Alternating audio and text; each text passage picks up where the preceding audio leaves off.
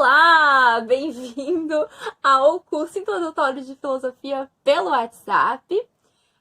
No vídeo passado eu me enrolei um pouco contando umas histórias, mas acho que faz parte, foi meio que o clima do vídeo, contando por que para mim realmente era interessante pensar numa perspectiva diferente, o quanto que pensar conceitos básicos da filosofia, como de identidade, espaço e tempo, podem ser revistos através de um cenário de física quântica, por exemplo, então de um modelo não clássico, de valores categóricos e certos. E aí eu contei como isso mudou a minha noção de filosofia, a minha maneira de me relacionar com o mundo, quando eu trabalhei isso lá no início da graduação. Mas eu não tive tempo, porque eu acho que faz sentido que o vídeo realmente seja só de 10 minutos, para que esse projeto aqui possa ser realmente só uma introdução, e depois vocês queiram vir comigo nos meus projetos futuros, os meus cursos de aprofundamento sobre todos esses temas, porque tem muita coisa para falar sobre tudo isso. Para falar, para construir, para a gente debater, enfim. Mas deixa eu contar para vocês, então, o que muda realmente, né? Como que é o conceito de identidade, o conceito de espaço e tempo numa perspectiva clássica e numa perspectiva não clássica. Para depois vocês também poderem me dizer se vocês são, no dia a dia até então, vocês eram mais do time lógica clássica ou do time lógica não clássica, como eu brinquei no vídeo passado sobre eu e o alemão. Então, vamos lá. Uma das coisas bem importantes em ontologia, que estuda o ser, o tempo, como que se dá a linguagem, como que os humanos vivem nessa temporalidade, um dos conceitos bem básicos é a identidade, né? Então, o que é o ser? É um dos problemas maiores da ontologia, a gente definir o que faz com que nós sejamos nós. Com que nós sejamos, o que faz do humano humano, por exemplo, o que faz de mim, Maria Alice, uma identidade que é só minha, que é única e que pode me definir e me mostrar diferente de um outro indivíduo humano. Então, entende quando a gente busca o que é esse ser? Desculpa. Entende que quando a gente busca diferenciar e caracterizar essa identidade, é uma coisa realmente particular. Ela é única. Não é algo essencialista que define todo mundo, né? Então, essa é uma pergunta muito importante para a filosofia, porque parece que tem, né, alguma coisa que, se eu colocar duas canetas lado a lado, a gente sabe que tem uma diferença das duas, né? A gente sabe que tem cores diferentes, tem uma textura diferente, enfim, a gente consegue diferenciar, a gente consegue dizer que não é a mesma caneta, né? Essa é a ideia do conceito de identidade. E aí, em espaço e tempo, uma das coisas básicas que a gente aprende, por exemplo, na física clássica, é que as coisas A igual a A, né? Não tem como ser A e B ao mesmo tempo. Então, para essa caneta ser roxa, ela tem que não ser rosa, né? Pelo menos, ela não pode ser roxa e rosa ao mesmo tempo. Que duas canetas não podem ocupar o mesmo espaço de tempo. Então, por mais que elas estejam aqui bem unidinhas, elas estão ocupando, né, um espaço e tempo aqui diferente. Então, o conceito de identidade e o conceito de espaço e tempo, eles estão relacionados. É muito importante que a gente perceba isso, porque uma das maneiras de definir identidade é percebendo o espaço e tempo em que ela está localizada, né? Então, talvez eu não consiga definir dentro do meu estojo de canetas exatamente o que faz de uma caneta ser exatamente ela, mas eu sei que se essa aqui está ocupando um espaço, essa outra não está ocupando o mesmo espaço. Então, que elas são diferentes. Isso faz delas algo diferente, né? Por mais que elas tenham as mesmas cores, digamos que elas sejam exatamente iguais, eu sei que elas são diferentes porque elas não estão ocupando o mesmo espaço e tempo.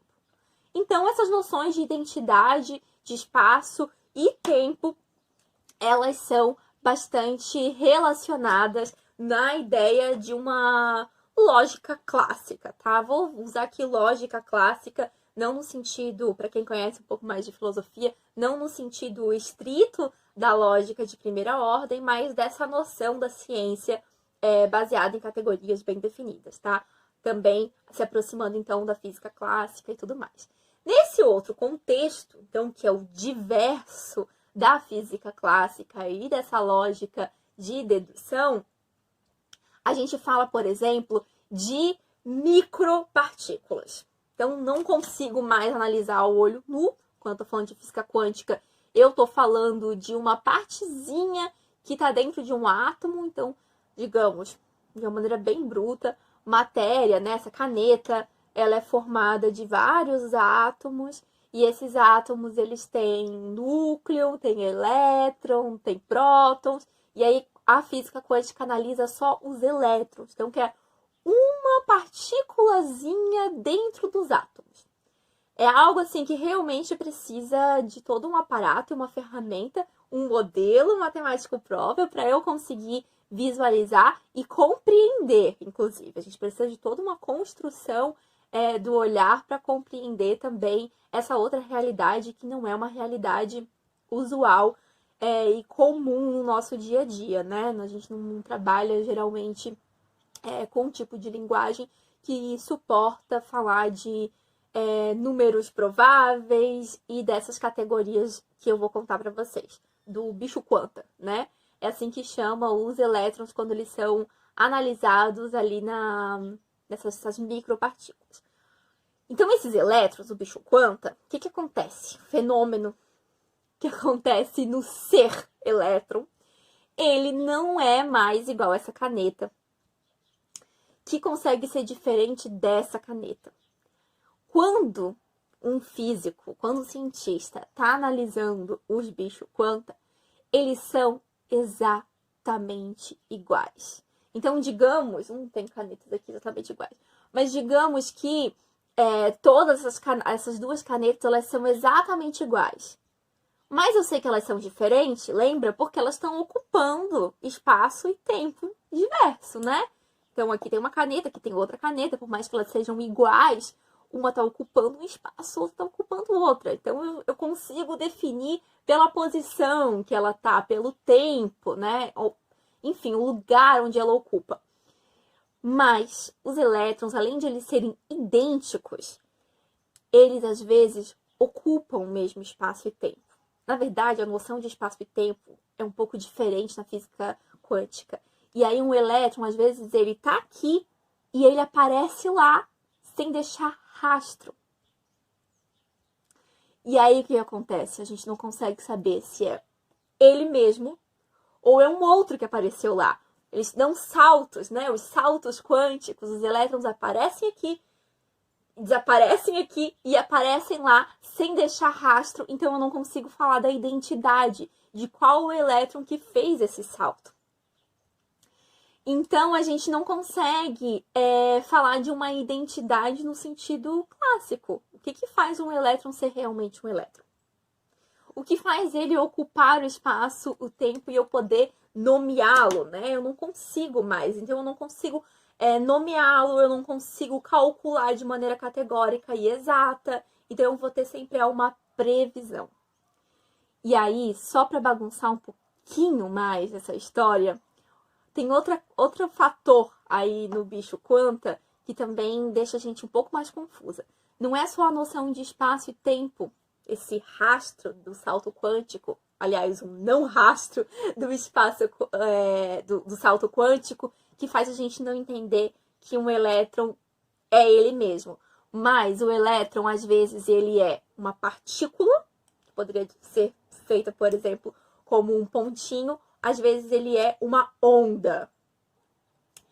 Então, dependendo do contexto, né, do lugar onde ele está, ele se comporta de uma maneira diferente. E aí ele aparece como partícula ou como onda.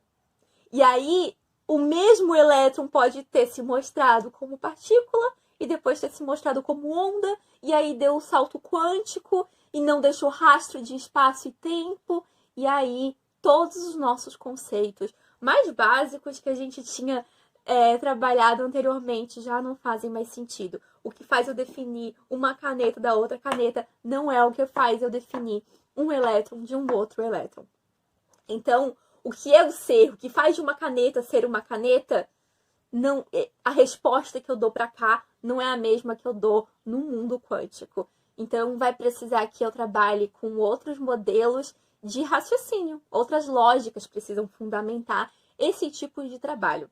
Então, acho que isso é muito interessante e acho que fica aí uma pergunta para vocês. Para além de você, até então, antes de saber disso, já tinha uma tendência a pensar mais a la física quântica do de repente as coisas podem mudar ou não? Realmente tinha um olhar treinado para pensar as coisas em categorias bem definidas. Geralmente, a gente é treinado a pensar em categorias bem definidas, né? Ver o mundo de uma maneira mais dual. Ou é sim ou é não. E eu quero deixar vocês também com a pulguinha atrás da orelha de que se então o macro, né, é formado por muitos micros, lembra que eu falei? A caneta é formada de muitos átomos, os átomos são formados de muitos elétrons. Então, no final das contas, o macro, ele também é micro, né? Tudo também tudo participa desse salto quântico. Então, será que tudo é relativo? Não existe identidade? Não faz mais sentido a gente falar de identidade, já que a gente descobriu que, inclusive, o macro é formado dessas partículas e ondas que não são bem definidas? E aí, gente?